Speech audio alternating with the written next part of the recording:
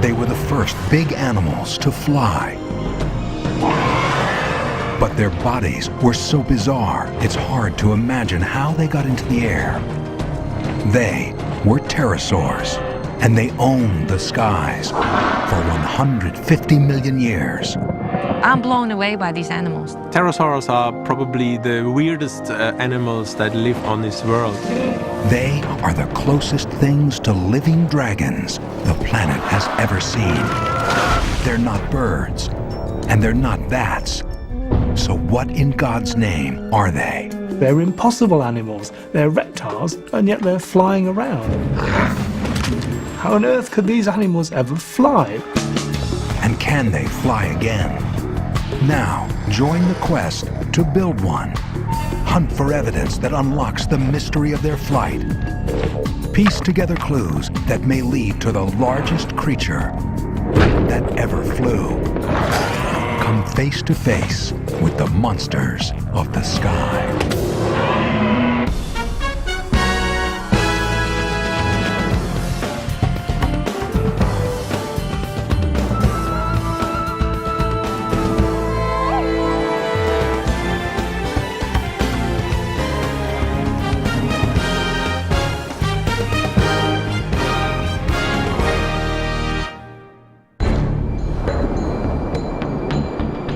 100 million years ago, Earth is a world where strange monsters swim and roam. The planet is in the grip of giant reptiles. And the ancient game of hunt and kill plays out on a scale we wouldn't even recognize.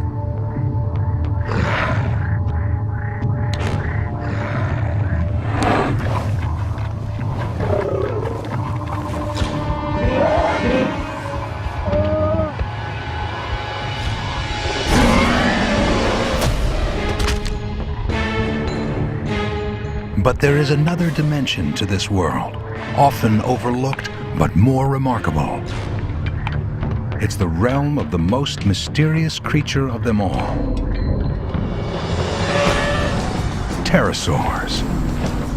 Flying reptiles, some bristling with teeth.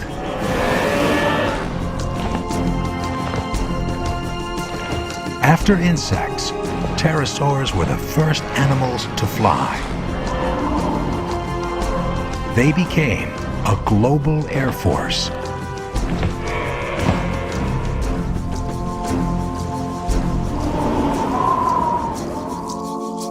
Pterosaurs appear abruptly in the fossil record 220 million years ago.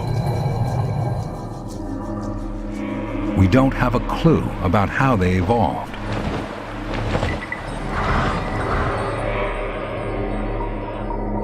We do know that after they arrive, they spread around the globe, undergoing some of the strangest costume changes in the history of life.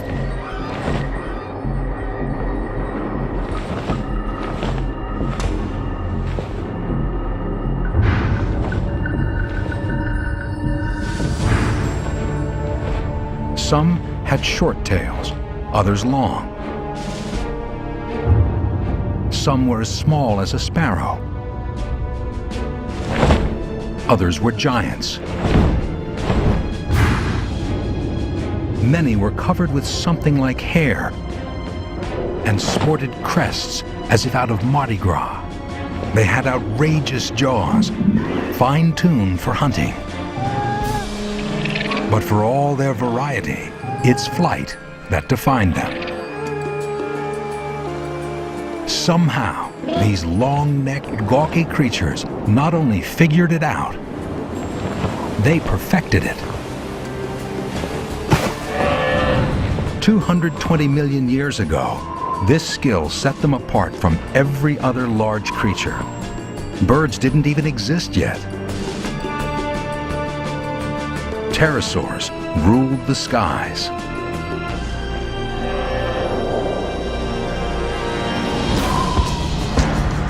We're only just beginning to solve the mysteries of their reign. What was it like in the world of pterosaurs? How big do they really get?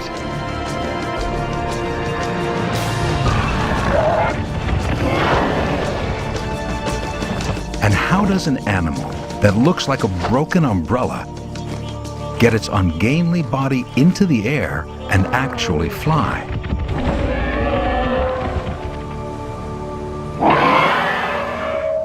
Wow. Now, an unprecedented rush of fossil discoveries from all over the world is giving us answers.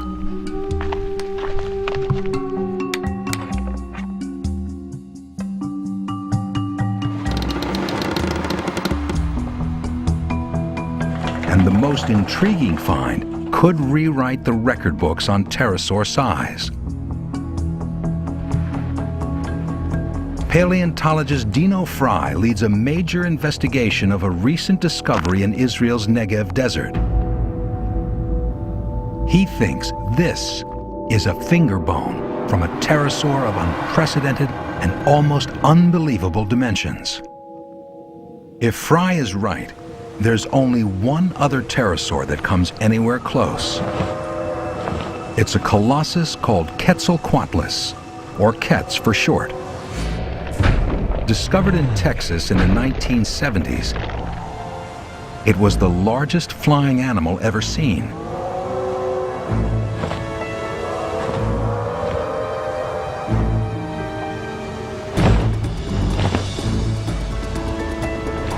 This monster soars over North America for millions of years.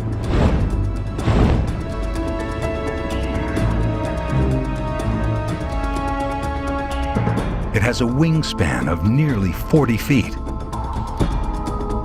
Quetz is over 3 times wider than an albatross, the bird with the biggest wingspan, and even 5 feet wider than an F-16.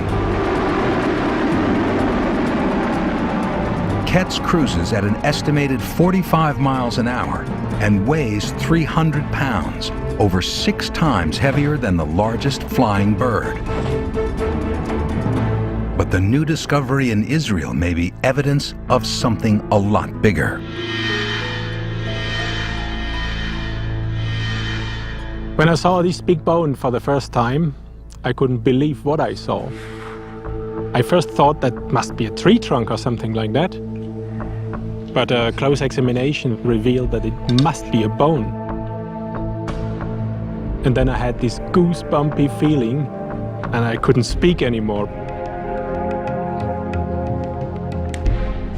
If this really is a pterosaur bone, and that's not an easy thing to determine, it would be from a new giant that would make Quetz seem like a Cornish game hen. Whenever pterosaurs were discovered, their finders thought they found the biggest. And I don't know where it ends. Makes it big. Finding out just how big it is will become a global detective story. And there's another investigation.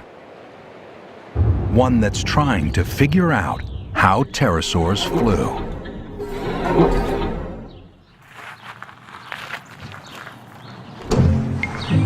Yeah, hi guys. Hey, Margot. Led by Dutch engineer and Stanford professor Margot Gerritsen, a team will try to build a model, a lifelike flapping pterosaur that can actually fly.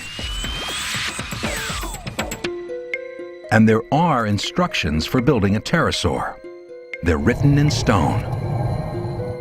You have to get everything from the fossil record. So it's fascinating to try to put it all together like one big puzzle. It was a beautiful design, something that's extremely hard to duplicate. It's going to be real challenging, Paul, because if you... To figure out how pterosaurs flew, we will have to understand the strength of their bones and how they moved. The shape and construction of their wings, and how they flapped to create lift and thrust to power their flight. The Stanford model is at an early stage, more airplane than animal, but it will become realistic. As the team first builds it, 5, 4, and then tries to 3, keep it in the air, 2, 1. Here we go. their goal is to solve one problem.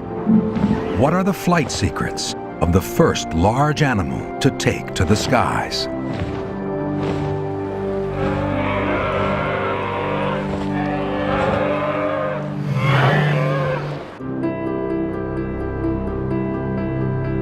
We used to think that birds and bats were the only big flyers in the skies.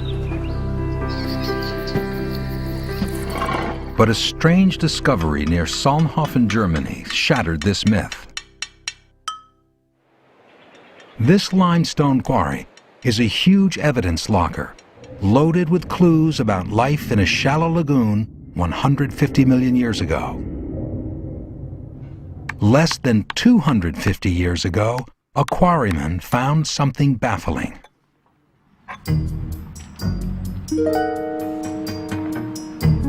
What was it?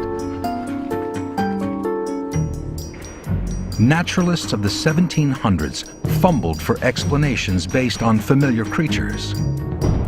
Some thought it was a type of duck. Others believed it was a kind of bat. Yet others saw the wings as good for swimming underwater. But the fossil defied them. It was unlike anything ever collected before. One man finally unraveled the mystery. That sleuth was Georges Cuvier. He was the first to figure out that animals had gone extinct. He was the first to understand what dinosaurs were. And here, 2 centuries ago, he applied his forensic eye to the German fossil and blew the case wide open.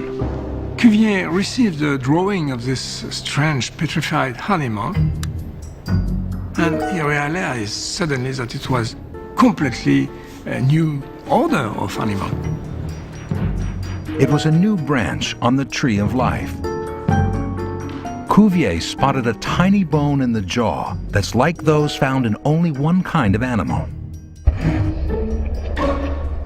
Somehow, the weird winged creature was a reptile. What was a reptile doing in the sky? You have a reptile flying. This was completely surprising.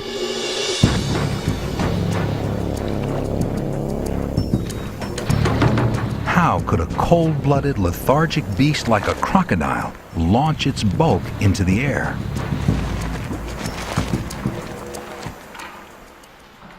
Cuvier found the answer in the hand.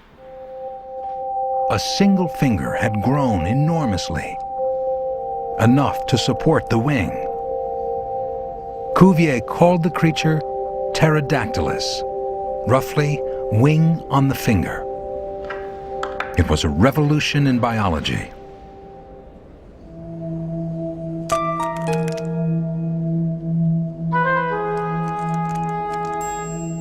Cuvier could only imagine what it looked like when it took to the air.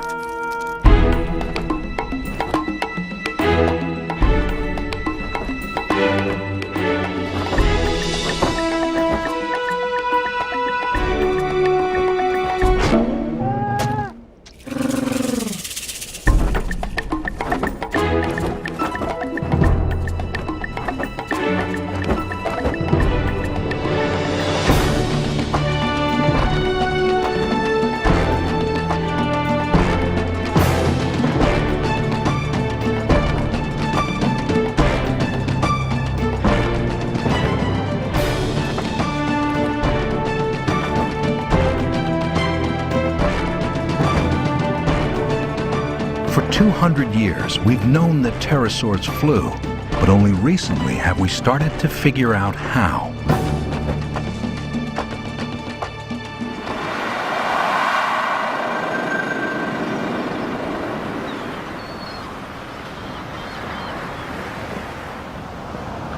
It's easy to overlook what an incredible amount of skill it takes to fly.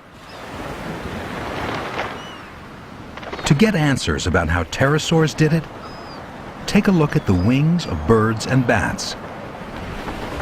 All flying animals use the bones of the hands and fingers to fly, but they do it in different ways. Birds have lost the 4th and 5th fingers. They take the first 3 fingers, and these form the supports for the feathers. In bats, it's a different story. the four fingers stretch and control the membrane while the thumb is free. With pterosaurs, the pinky is lost and the ring finger is stretched. That's the signature weirdness of pterosaurs, a mega finger that supports the entire wing. But how do you replicate such an evolutionary masterpiece? The model's mega finger is built up with layer after layer of thin carbon fibers.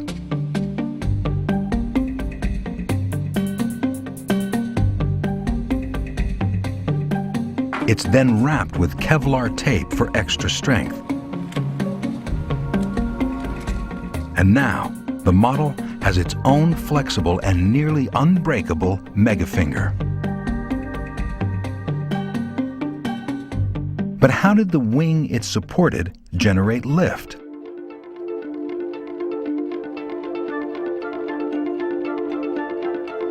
There's a striking similarity between pterosaur wings and the sails on racing yachts. Air rushing over the curved sail moves a boat forward. Turn that on its side, and you have lift from a wing. Now we can calculate the lift of any pterosaur, whether the size of a sparrow or the size of a jet.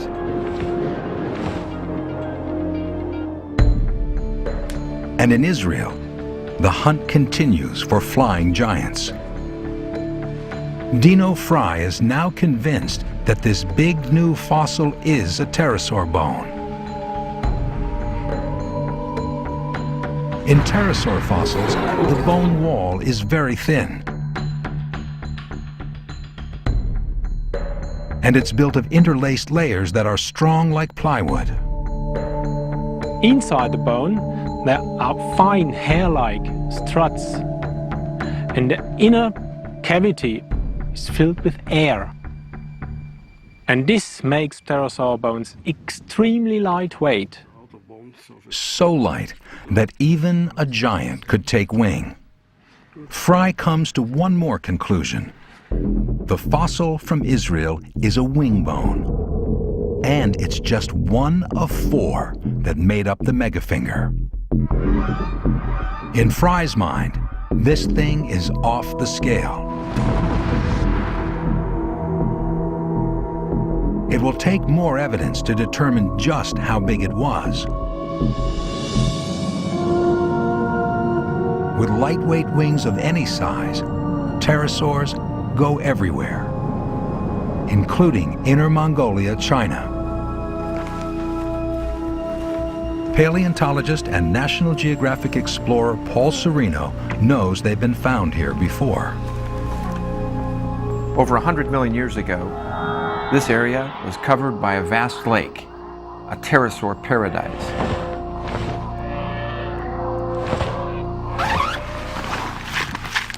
Since pterosaurs are best preserved near water, Serino looks for traces of them in the ancient lake bed, which has turned to rock. You pick up a rock, first thing a geologist wants to do is break it.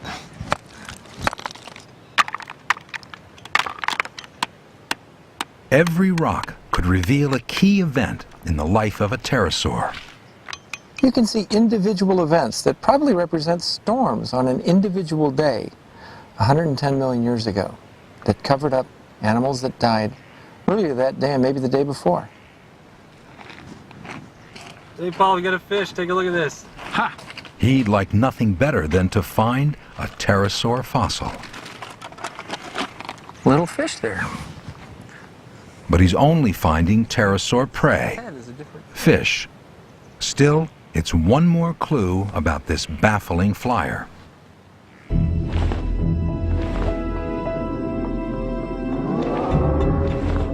You see an animal that is like nothing else you've ever seen. It's the most bizarre, ungainly, beautiful creature.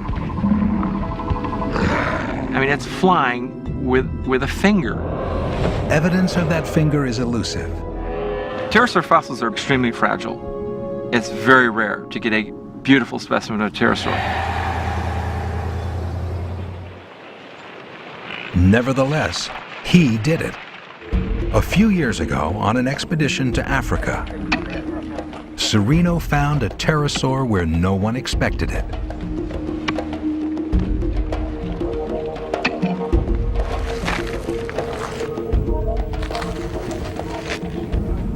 And every once in a while, you walk into an area and you find something that could take years to find. It's a pterosaur bone, probably a wing bone. Because pterosaur bones are so unusual, we decided to go and collect that one. I left a group of students to do that, and it was taking them an awful long time. Finally, they reported back that, well, it had sort of grown. They had this folded wing finger measuring, the length of a human body.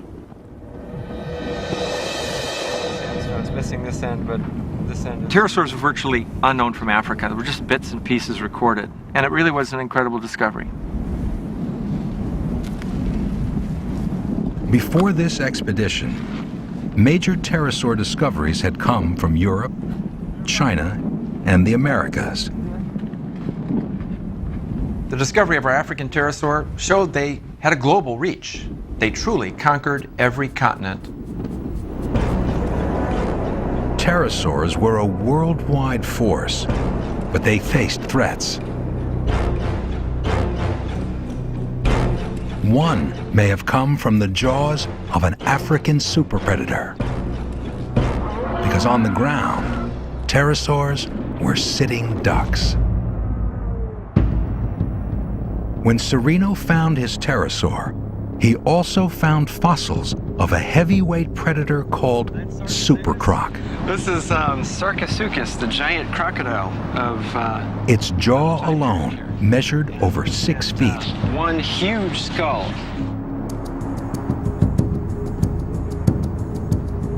Did pterosaurs clash with this giant? Each may have hit where the other was weakest. Pterosaurs may have gone for easy pickings in the supercroc's nest. And the croc probably attacked when the awkward pterosaurs were on the ground.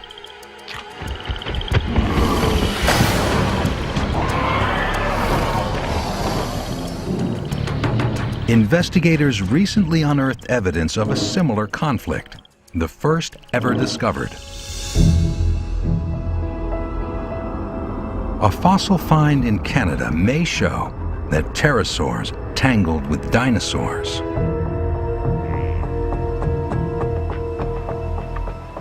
Dinosaur Provincial Park was once a North American Serengeti.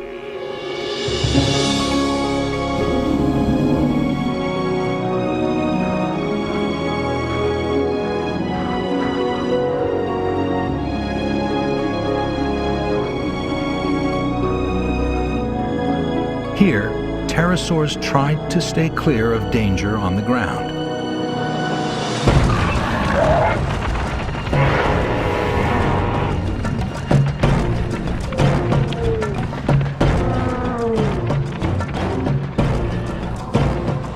But they had to eat, and that meant landing.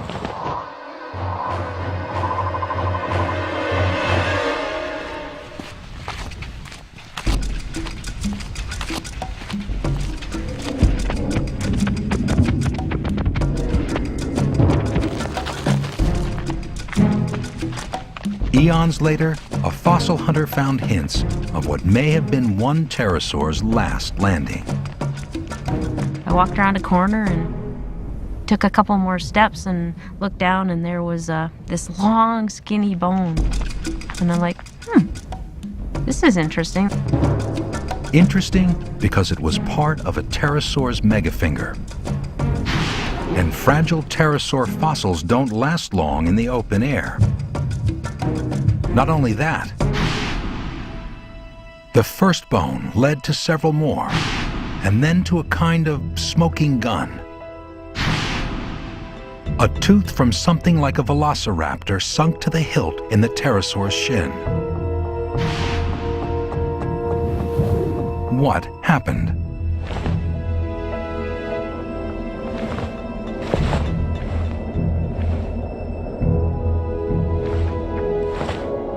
Below the pterosaurs, raptors were constantly on the hunt.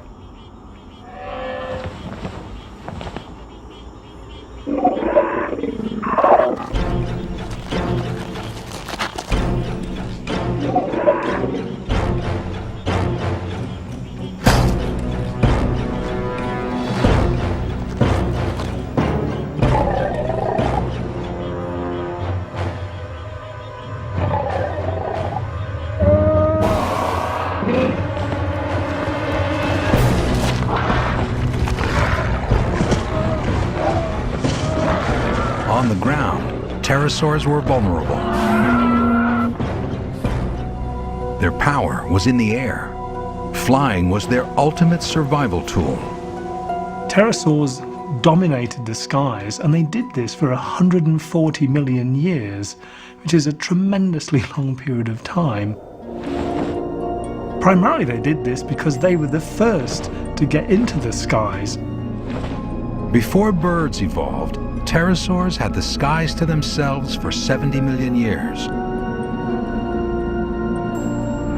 They spread across the globe and morphed into a wild variety of forms. Aside from the power of flight, they had another thing in common. Pterosaurs were incredibly effective predators. They could gobble up almost anything they could find. Their jaws tell the story of what they ate. We know of a lot of pterosaurs have no teeth in their jaws. It's quite possible that they were scavengers, and perhaps in some cases they fed on the bodies of dead dinosaurs.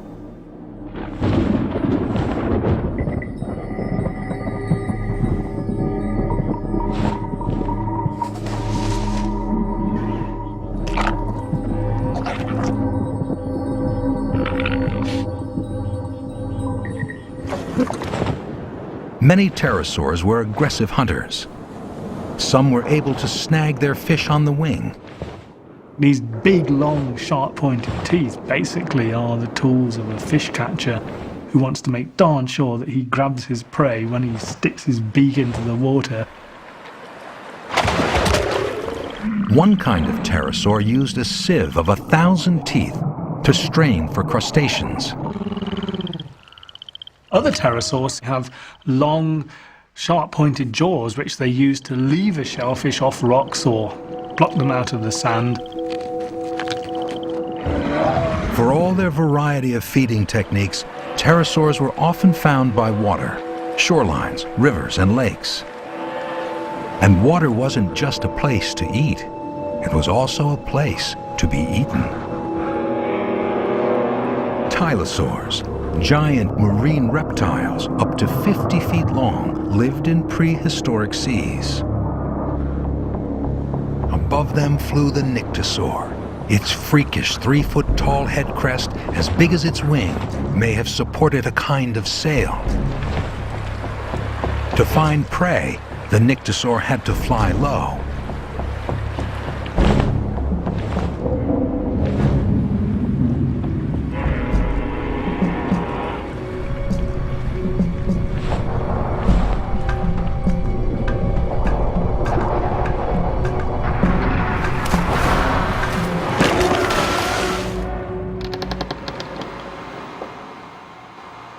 To understand how pterosaur bones work together for flight, Margot Gerritsen needs more facts. So she visits Paul Serino's lab with model team member Jim Cunningham. The first bone we found led to another one, and it led The to mega finger of Serino's African find contains vital clues. Well, when I first saw the fossils, I was just blown away, because it makes the whole thing come very much alive. this joint here, right at the articulation of the wing finger and the wrist, are really key areas for your model, I think. And some of These bones look very fragile, but then you look at the structure and it is incredibly beautifully designed and gives the pterosaur bones a lot of strength. These demanding specs are what Gerritsen will have to copy in her model. So now for us, when we start building the replica, it's really important to know the movement that the pterosaur could have had in the arm. And so do you have any ideas about that, when the movement in the wrist or the elbow? Well, you know, when these bones are buried, you don't want to lose any clues, so we kept the bones in the original position where they... For the model team, handling these bones conjures up the living animal they'll try to mimic.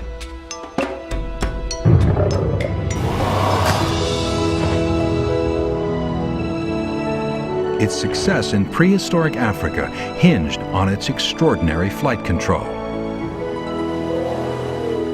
The 16-foot African pterosaur cast its shadow on duckbills.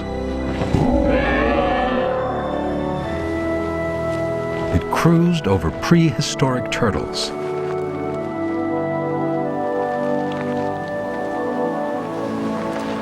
And with every skimming flight over water, it risked being torn from the sky. To avoid that fate, pterosaurs could not only fly, they could fly well, even at low altitudes.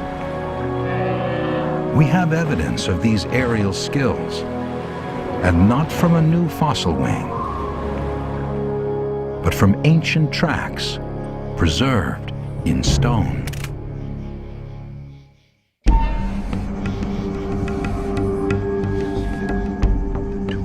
No one ever thought that pterosaurs were skilled flyers. Their clunky bodies seemed to prohibit anything but gliding. But near Toulouse, France, a new piece of evidence has trashed this myth. Two investigators examined the rarest of pterosaur fossils.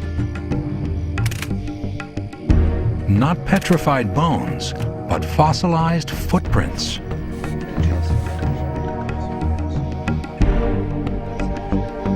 It's a unique site in the world. This is the first site that actually preserves pterosaur tracks that everyone agrees are pterosaur tracks.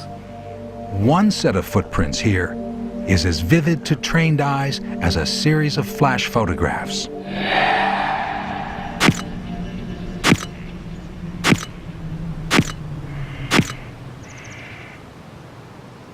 It's the only known record of a pterosaur landing. And how a flyer lands reveals how well it controls its flight.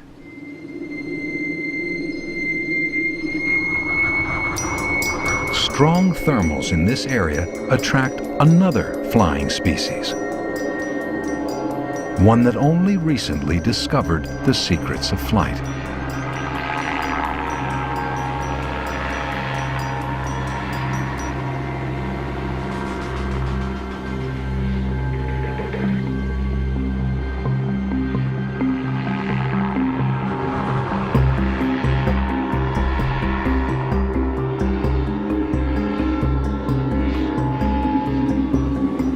Paragliders have excellent flight control. They can land slowly.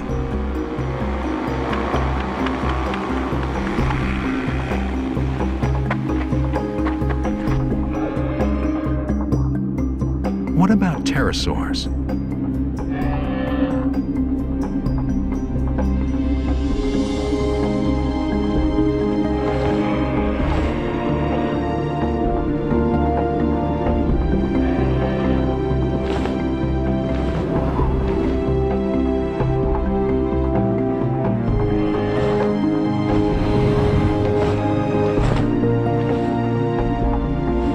The trackway of this pterosaur reveals extraordinary flight control. It touched down slowly.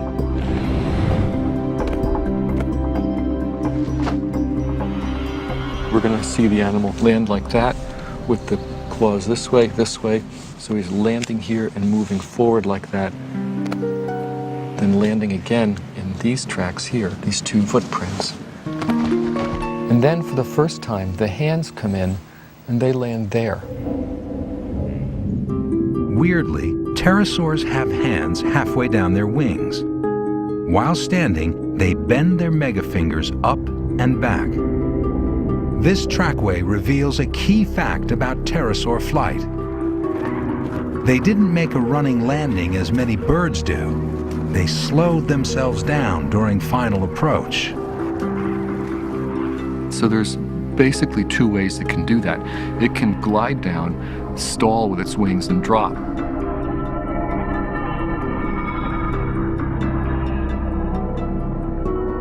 Or it can come down, flap its wings to slow its descent, and land very gently. We're not exactly sure how pterosaurs did it, but it looks like they were pretty capable of flapping their wings to slow down like that. So pterosaurs used their wings as brakes. They weren't clumsy flyers after all. These are animals that flew very well and were very adept in the air. The unique landing track also helps solve another mystery: how pterosaurs walked. On two legs, like a bird. On four legs, like a bat. Or did they scoot on their bellies, like penguins? Because their forelimbs were so long and their hind limbs were shaped so much like birds, I reasoned that they probably would have only walked on two legs, their back legs. But in fact, these tracks showed that they did walk on four legs. You're wrong all the time in science, that's all right.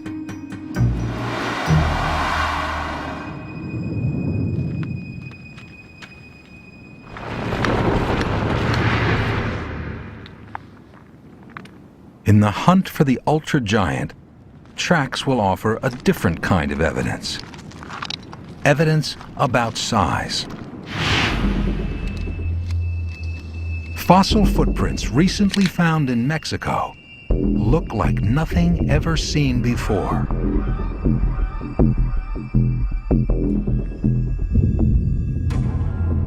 When we saw these footprints, we could not believe what we saw. We saw footprints of a gigantic flying reptile. The first reaction, we just stood there, and we stood there with our mouths agape. Nobody could speak, actually. What we saw, we both thought, oh, that's the biggest pterosaur footprints ever. Fry's understanding of the tracks will be controversial. Prehistoric footprints can be hard to interpret. A footprint is not simply the shape of the foot that laid it.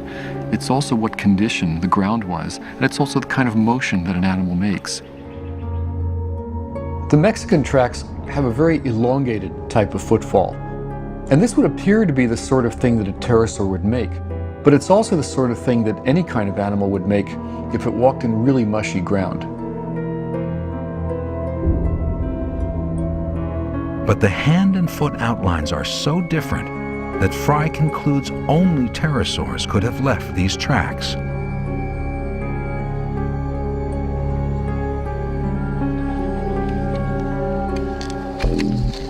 The first thing we did, we measured the size of the feet and the hands and the stride.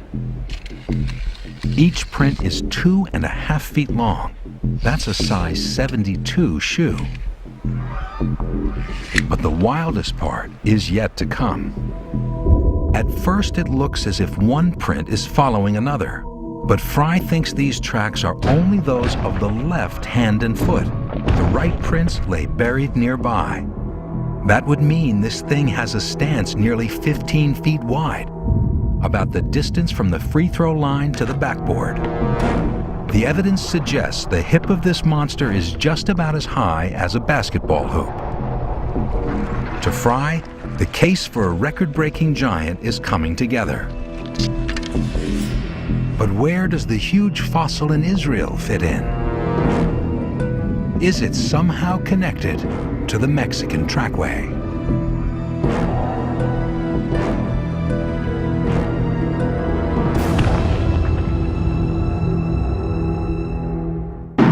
Monster of monsters, big as a skyscraper.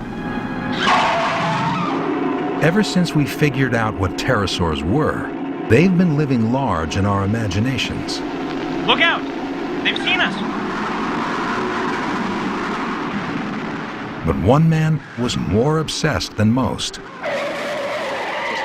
aeronautical engineer Paul McCready.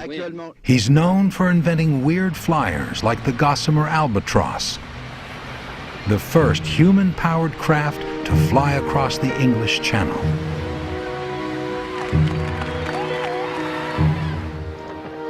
Captivated by pterosaurs, McCready set out in the 1980s to make the giant, Kets, fly again. His team's biggest challenge was flight control, especially figuring out how to steer. Fossil expert Kevin Padian advised the project. They thought it really had to have a tail, and it didn't have a tail. But instead, they were very clever. This animal had a very long neck. So they used the neck as the way to balance and steer the animal. But that's not how real pterosaurs did it. And even with this compromise, sometimes it crashed.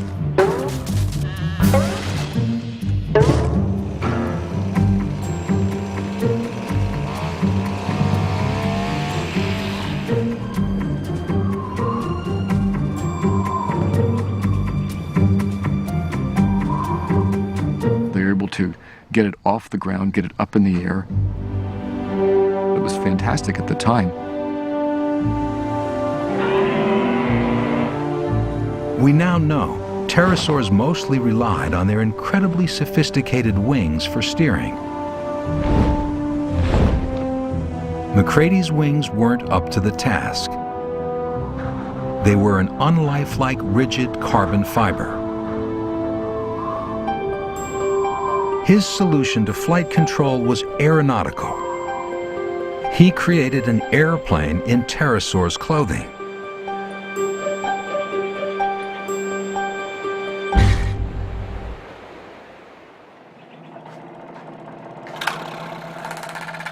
Gerritsen, on the other hand, aims for a lifelike pterosaur that steers like the real thing. Really what's helping us most is that we know a lot more about pterosaurs. Because lots of fossils have been found, we know much more about how they were built. Take the head.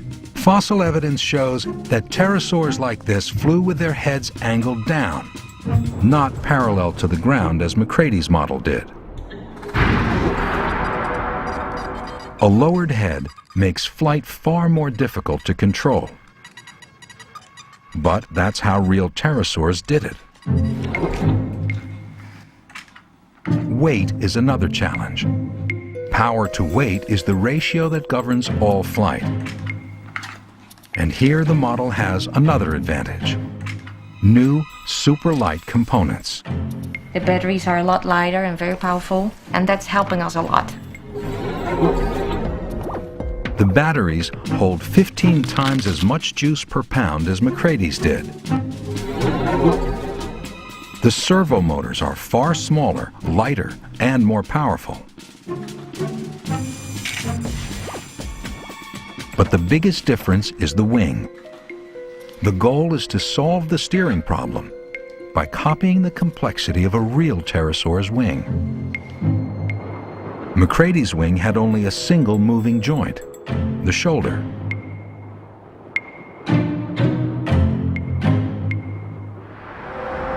This wing has 5 joints.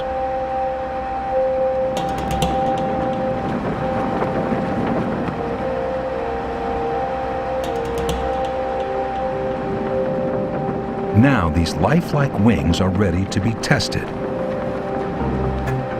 Mounted on the fuselage of a remote-control airplane.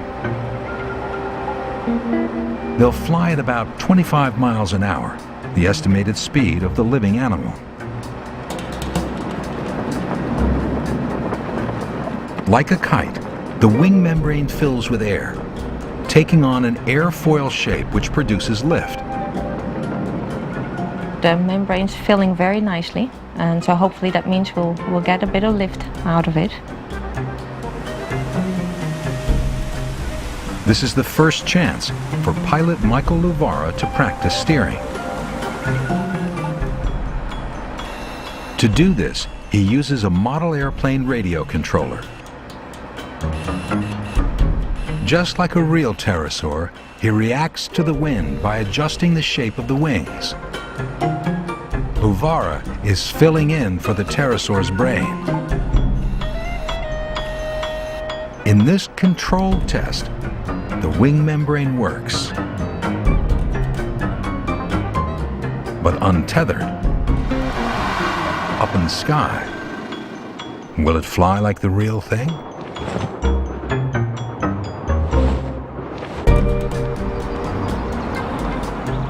Getting into the air is such a big technical challenge, it looks like magic. And in pterosaurs, most of that magic is in the wings.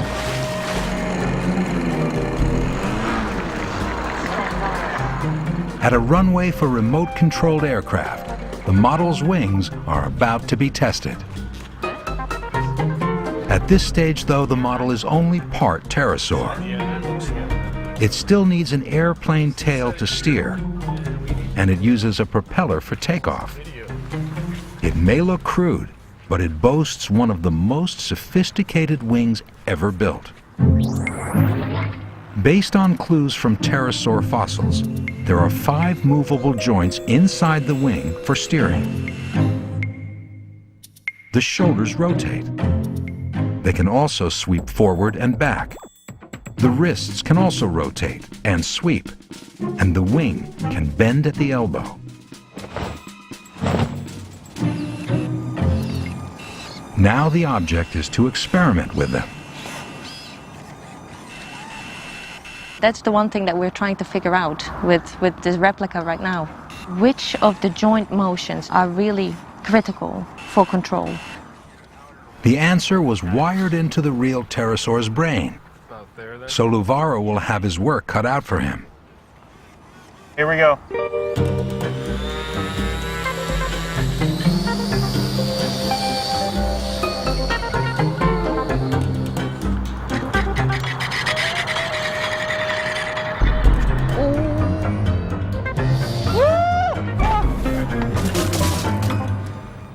It flew though. Wait a second. That servo might be locked. This one's still high under now or not? It's still a little high. The damage is minor. The model will get a second chance. It looks like it wants to lift off, so we might actually get airborne.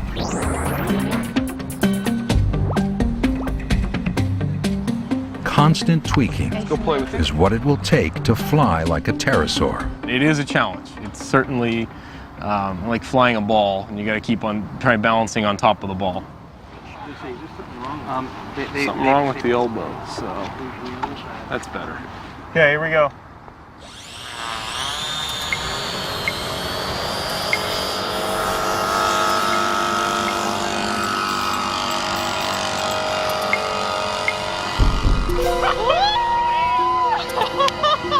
That's amazing!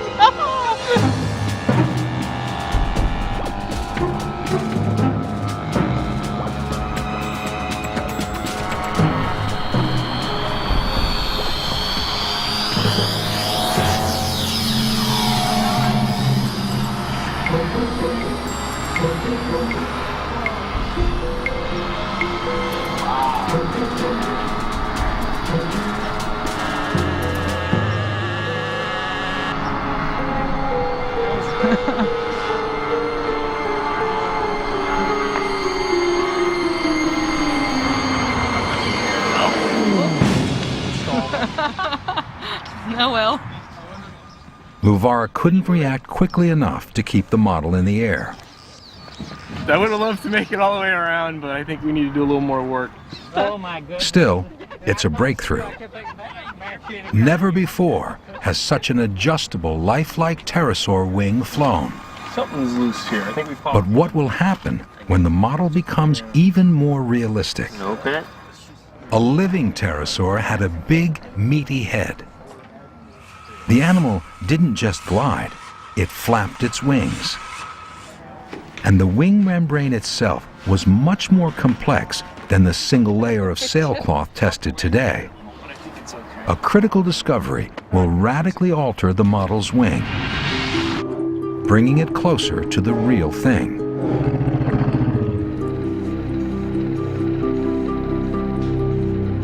In the 1800s in Germany, bone hunters found a remarkably detailed fossil.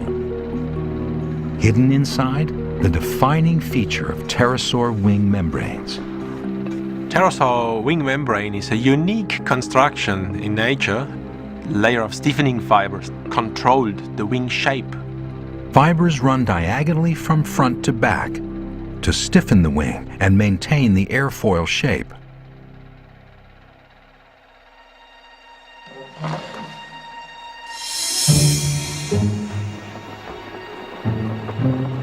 No other flying creature uses this technology.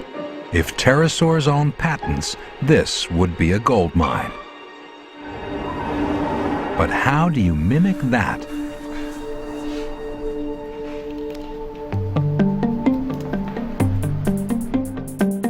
The solution is ingenious. Nylon line. It's the closest thing to pterosaur wing fibers. Paleo artist Hall Train lays it in at the same angles as real pterosaur fibers.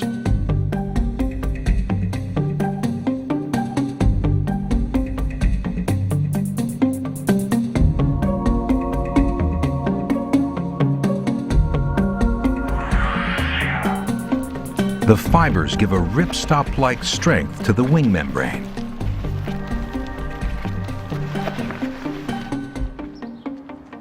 So the unique fibers in the pterosaur wing made the wing a lot stronger in this direction from the outer wing that carried the large forces to the inner wing. And that allowed these large forces to be transferred to the upper arm, and that was extremely strong in the pterosaurs. And because of that, the pterosaur wing was allowed to grow much larger than the wings in birds. These small fibers may be one of the critical features that allowed pterosaurs to grow to be giants.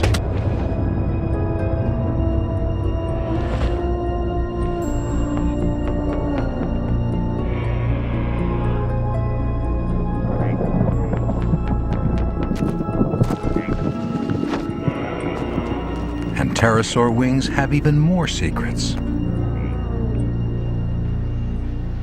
Ultraviolet light allows investigators to see beyond hard bone into soft tissue.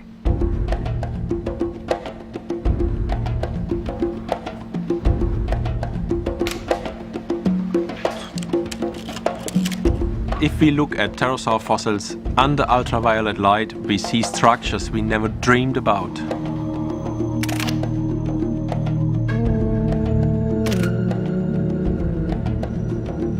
The first revelation, dark canals. They're blood vessels that nourish and cool the wing membrane. Then, a key find. White flecks indicate muscle that could contract or relax to respond to flight conditions. Aircraft engineers, they get incredibly jealous because what they like to do is to build a wing that can be adjusted at any place to any circumstance in the air. And the only animals that achieved that were pterosaurs. Now we have a new picture of pterosaur wing membranes. Their unique layer cake construction may have looked like this. On the bottom are the stiffening fibers that help the wing keep its shape. Next is a layer of skin. On top of that are the muscle and blood vessels revealed by the UV images. The top layer is again skin, now with a fine hair-like covering that may smooth airflow and increase lift. And something in that top layer may have acted as a kind of sunblock. There's one layer that isolates the wing from the burning sun of the Mesozoic skies. The wings of bats have no such protection. Bats, they have the problem of the sun. They have to fly at night in order to avoid sunburn. In fact, many bats would die if they flew during the day. But pterosaurs could and did rule the daytime skies.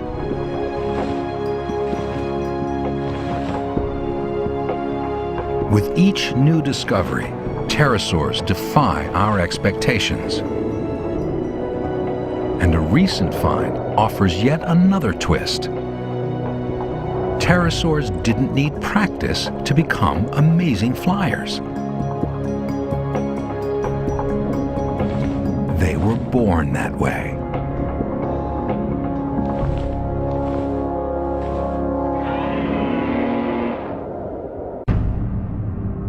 Pterosaurs don't give up their secrets easily. A fundamental fact about these outrageous flyers still eludes us. Were pterosaur babies born live, like some snakes or lizards? Or did they hatch from eggs? This question was answered only recently. In China, 2 paleontologists uncovered a fossil of a tiny, curled-up pterosaur. It was a pterosaur chick inside an egg. The discovery of the egg was probably the find of the century, because this tells us something about pterosaurs, about how they reproduced, of which we had absolutely no information before. It was pure speculation, and suddenly here we have an egg. But we don't yet know when young pterosaurs could fly. Dave Unwin has a controversial theory. Evidence shows that many baby pterosaurs died far from the nest. We find the fossil remains of these individuals miles out at sea. And the only way they could get there is if they were actually flying animals and they got caught in a storm, ended up dead in the water and were buried in the sediments at the bottom. Could pterosaurs have flown right after hatching? Newborn birds and bats can't because they're awkwardly proportioned.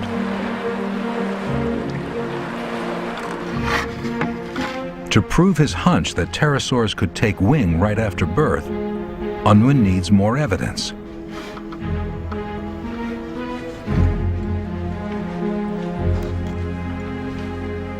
So he's assembled a rare series of fossils, the same kind of pterosaur at 3 different ages.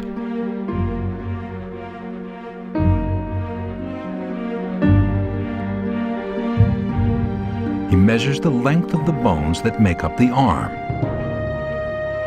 then those of the megafinger. Unwin finds that the arm and the megafinger grow at the same rate. So the proportions of the wing don't change at all. As a check, he measures bones that have nothing to do with flying, like the beak. These proportions change, so only the flight-critical bones keep the same ratio. The evidence about pterosaur hatchlings now comes together. They have all their forelimbs, they have their wing membranes. These tiny little pterosaurs could fly.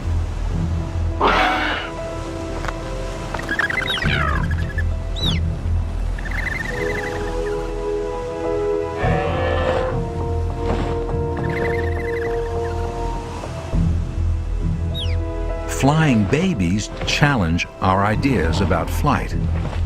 But so does a flying giant. Near Israel's Negev desert, investigators searching for an enormous new pterosaur must now corroborate their evidence. Dino Fry thinks they've got a gigantic bone. Just one of 4 in the suspect's finger. 8,000 miles away in Mexico, they have giant footprints. Both clues suggest there once was a giant. But are they from the same suspect? If they could tie them together, the case would get much stronger. And that's what they do. By figuring out the age of the sites where the evidence was found, one in Mexico and one in Israel, they get a match. Both are about 71 million years old. But then Fry's case suffers a setback.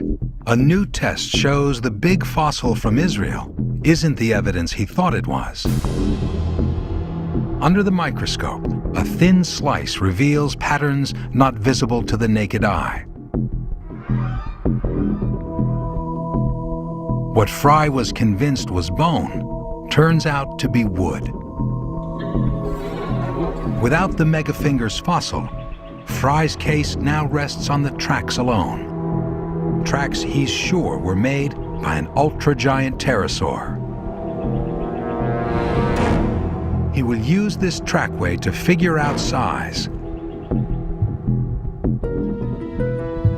By taking measurements of foot and leg bones from other pterosaurs, he can scale them up to match the prints. What was the wingspan of the monster that once walked here?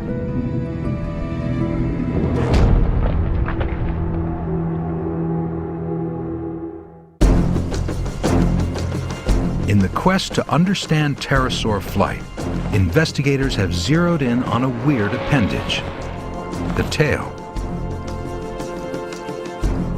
Early pterosaurs had long tails. 50 million years later, they'd begun to shrink.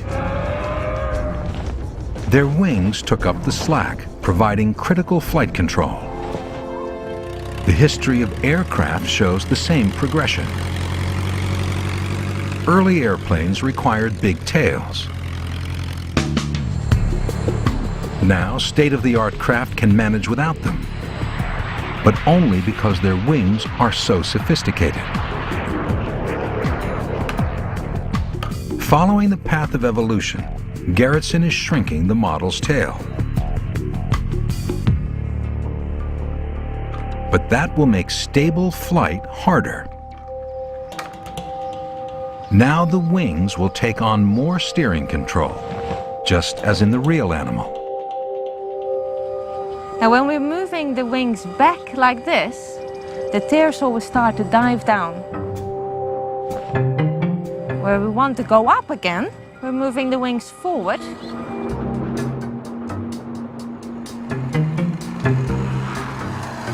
Airplanes climb and descend in a completely different way. You have a horizontal part on the tail called an elevator for up and down control.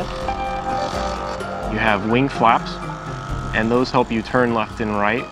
And those are used along with the rudder on the tail, which is a side-to-side motion.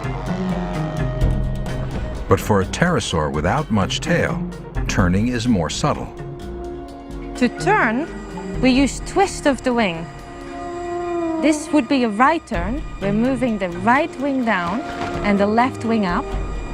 And when we do that, it will make the pterosaur bank like this through a turn. And if we want to go left, we do that same twist the other way around.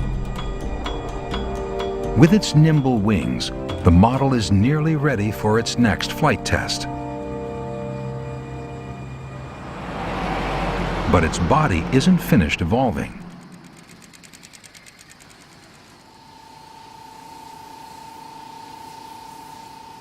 Blood vessels reinforce the idea that a real pterosaur's membrane was living tissue.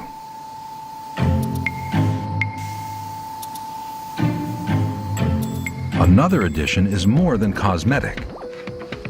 Fossil evidence says the wings had hair. What was it for? It's possible that, like the dimples on a golf ball, that the fur created a boundary that allowed the air to travel faster over the surface and created more lift.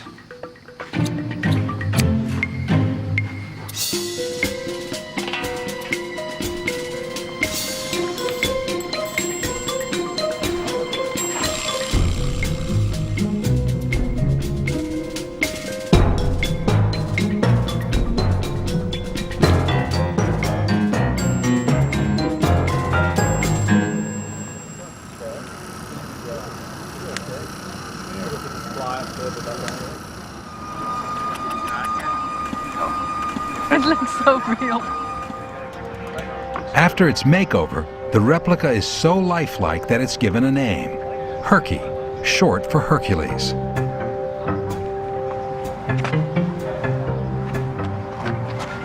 And now Herky gets an accessory.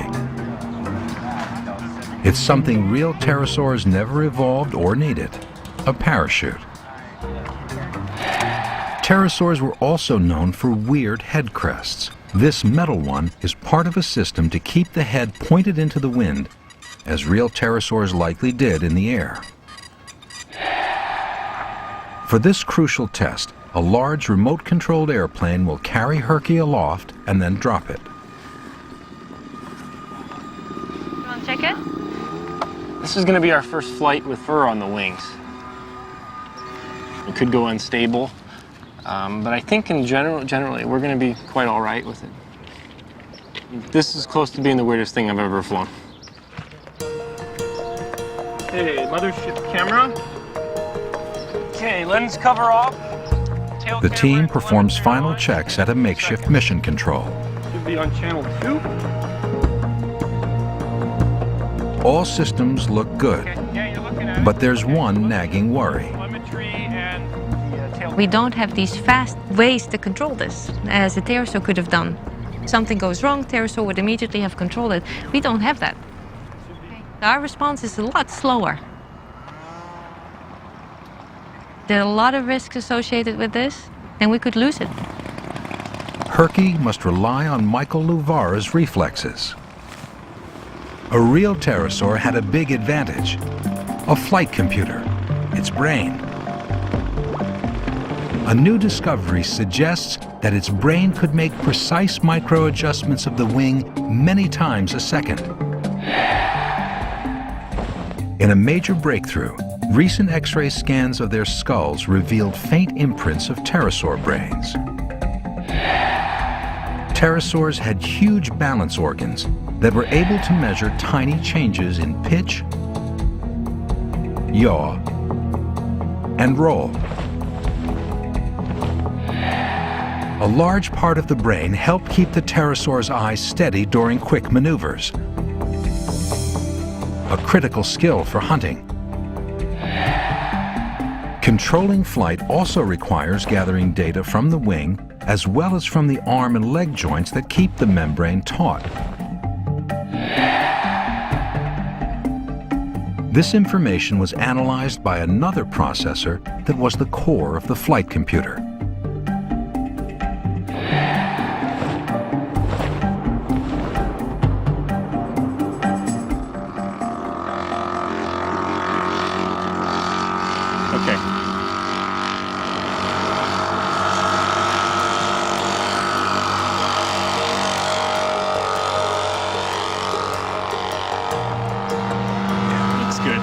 With Luvara filling in for Herky's brain and a second pilot controlling the mothership, a gliding test of Herky's lifelike wing begins. Altitude? 550. Okay, one more lap. The pterosaur will be released at a height of 700 feet. Okay, countdown to launch. 5, 4, 3, 2, 1. Now. The drop is clean. The next step is critical. The head, pointing straight ahead for takeoff, must be angled down into the realistic position. Whoa. But now Herky pitches down.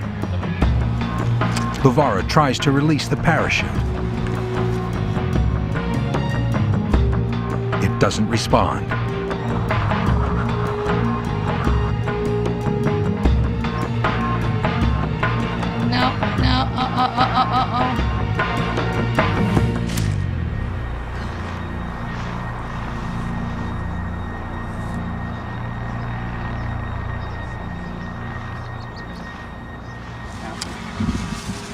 I don't have enough control. Why did that parachute not come up? Herky hits the ground nose first at 40 miles an hour.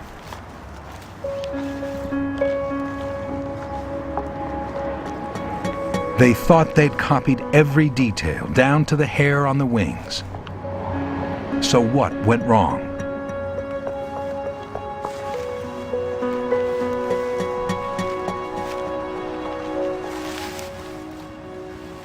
Herky was built in 1 year, but it took nature millions of years to perfect real pterosaurs. That's because flight is one of the toughest skills an animal can master. Does Herky have the right stuff?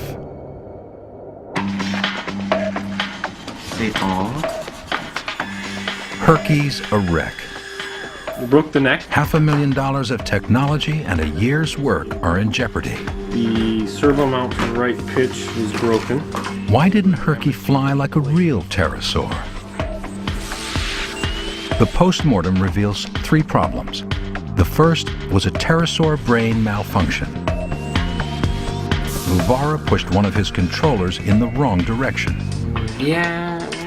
Next, the fur undercut Herky's ability to glide. The role of fur on real pterosaur wings is now more mysterious than ever. Finally, cosmetic changes interfered with Herky's flight and took him straight into the ground.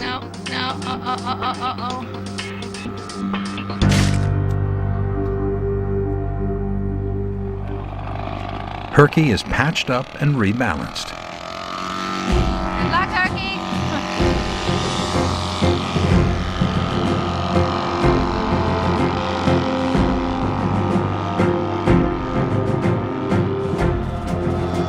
Okay, wings are full forward. Just keep going. It's just lifting like crazy. Start your right turn. That would be good on, for the launch approach. That would be great for her. Tell them we're keeping climbing. Keeping climbing? Climbing. That's a good right there. Okay, don't dive. 5, 4, 3, 2, 1. There it goes. Okay, head on. Finally, Herky flies.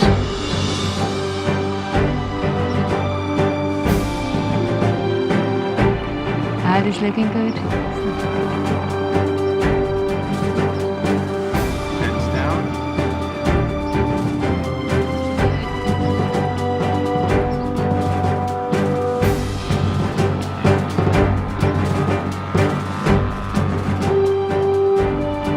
Coming at us. Landing!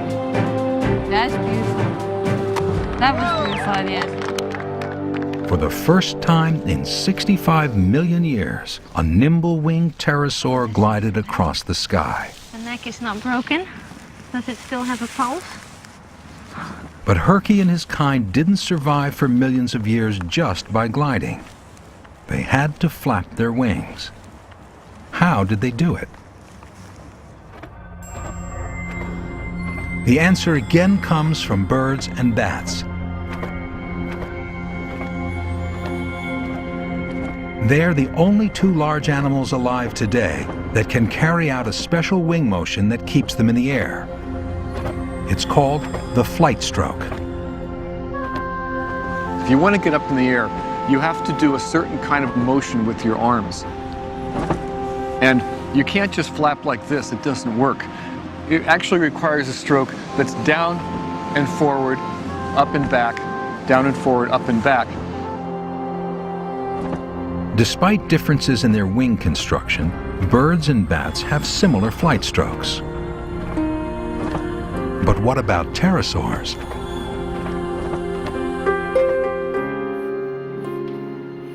Herky's flight stroke is a motion derived from fossil evidence. But figuring out a flight path for the moving wing is only half the problem. How did pterosaurs drive the motion? Pterosaurs had massive flapping muscles. In other words, they had a powerful engine. I was looking at the structure of the pterosaur forelimbs and the hind limbs and could see that their wings were very strong. They were very powerful wings. They had big muscle attachments, and they could make what we call the flight stroke. Pumping wings at high power for a long time is something only warm-blooded creatures like birds and bats can do. They have a racing metabolism, a V8 engine. Taking to the air requires a lot of energy, and it requires sustained energy. If you want to stay up in the air, for safety's sake, you better be able to have a good energy reserve. Otherwise, if you run out of gas and fall down in the middle of a big flight, it's not good for you. But pterosaurs were reptiles, and all living reptiles are cold-blooded. Were pterosaurs warm-blooded reptiles?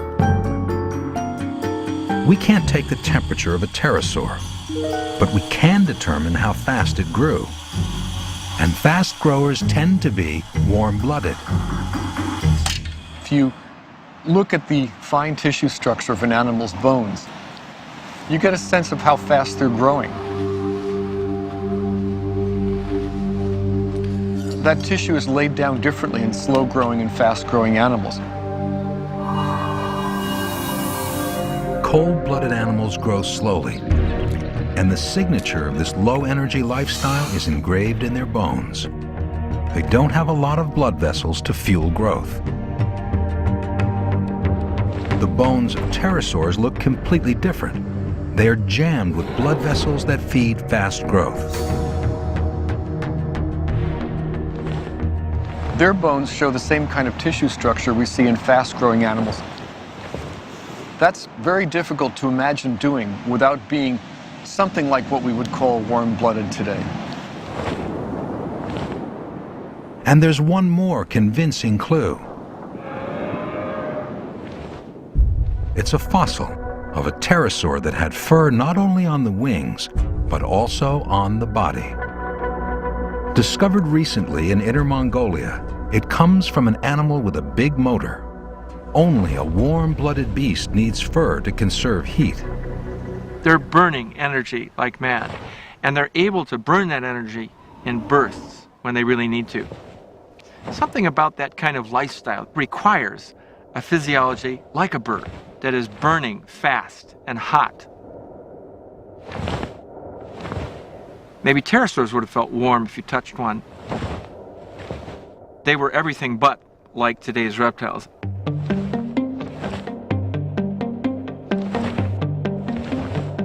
In addition to strong muscles that operate at high power, a pterosaur needs one more feature to execute the flight stroke. A strong airframe. And that's exactly what they have. Its core is a huge breastbone. It's braced to a framework of bones, including the shoulders. This chassis is where the powerful flapping muscles attach.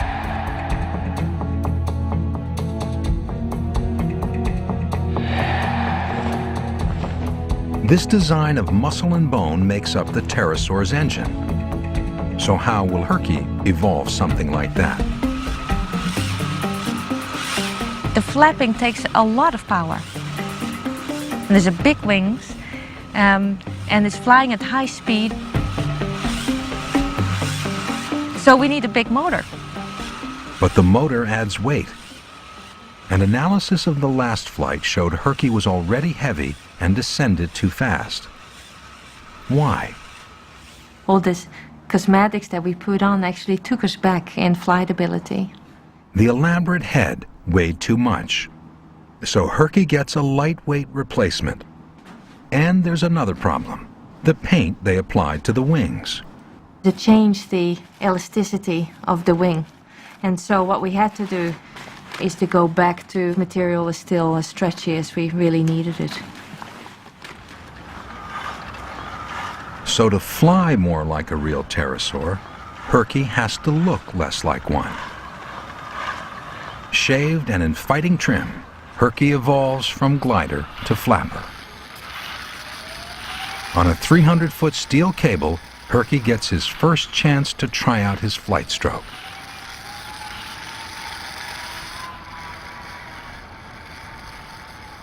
What I really liked about today's test was how the flapping cycle looked. It looks very natural. We have the wings going in and out, as the pterosaur would have done and birds do, and I think that makes a tremendous difference. In an animal defined by its wings, the flight stroke is the key to survival. It let pterosaurs control the planet's skies, It may have even let them fly at birth.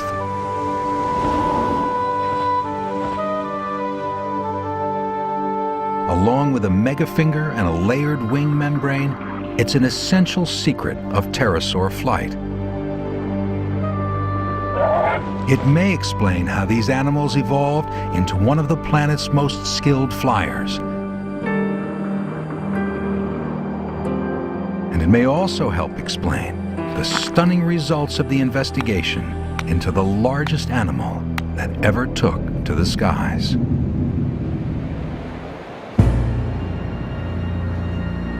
Herky's been worked over, crash tested, and refined. He's as close to a real pterosaur as the team can make him. But is he close enough?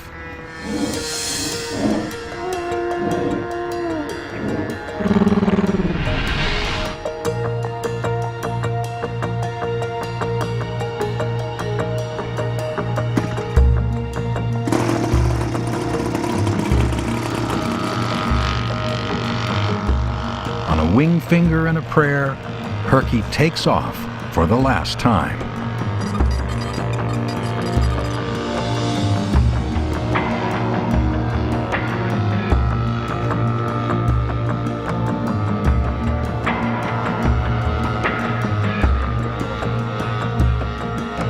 Five, 4, 3, 2, 1. Here we go. Now it's time to flap.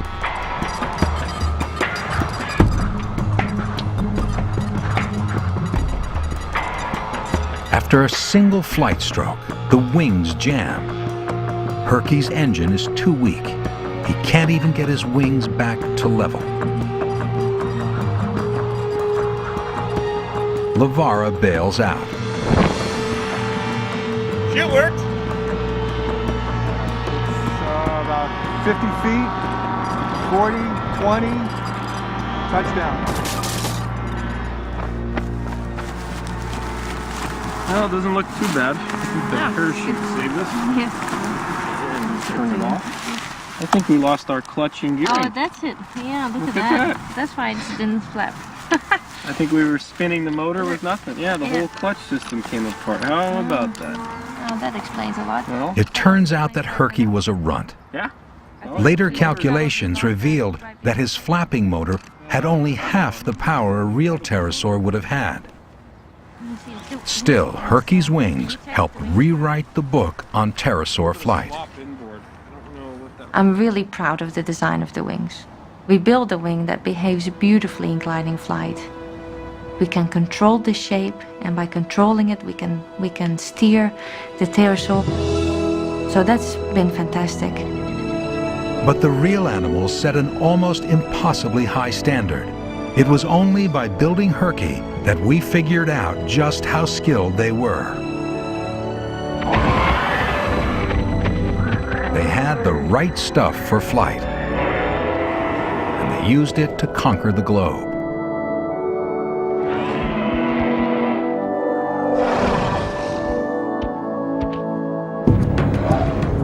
Tenacious hunters, they adapted to different diets.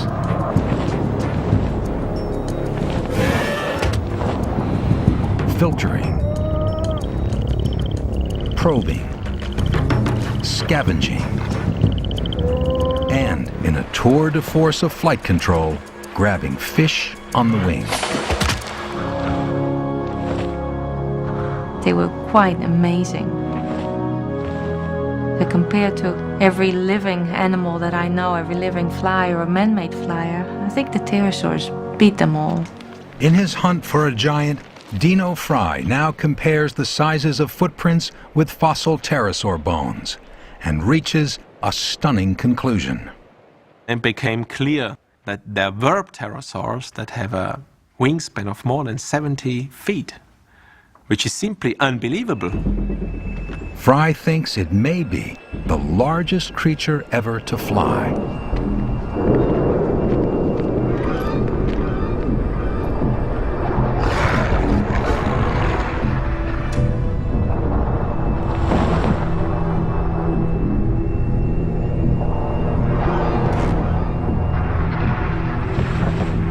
it would have been a monster, more Airbus than animal, almost beyond comprehension. Its eye may have been the size of a basketball. Its egg may have been as big as a playground trash can. And its wings would have been so long, it could have almost dunked at both ends of the court at the same time. Pterosaurs in general are such an enigmatic, interesting group because every time we think we know something about them, we're wrong.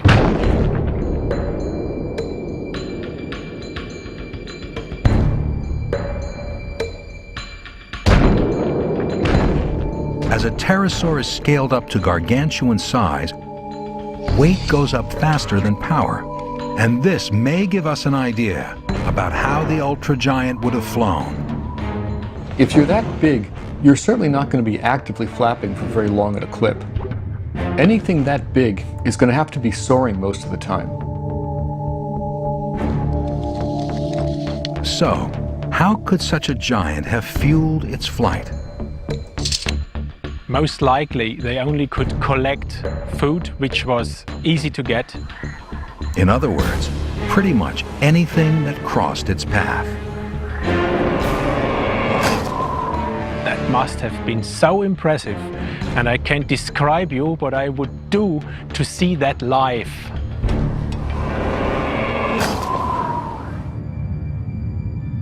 The ultragiant would have felt nature's force just like any other creature. After ruling the skies for 150 million years, the sky monsters and the planet suffer a calamity. An asteroid strikes the Earth.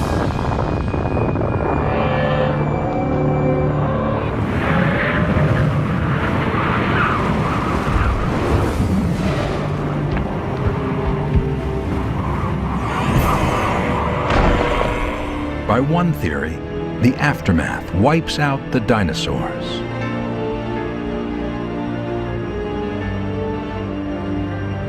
The monstrous marine reptiles disappear too.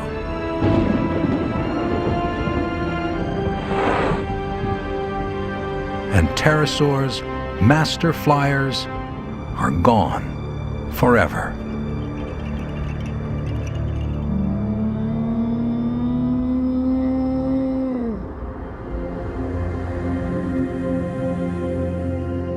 The skies are left to the birds and the bats.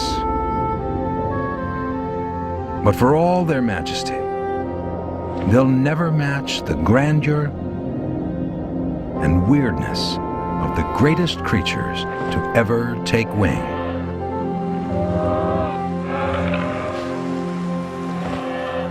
Dragons, of course, are fantastical creatures. Jaws full of teeth, huge wings. These, of course, are myths, never existed. But there were creatures who had all this.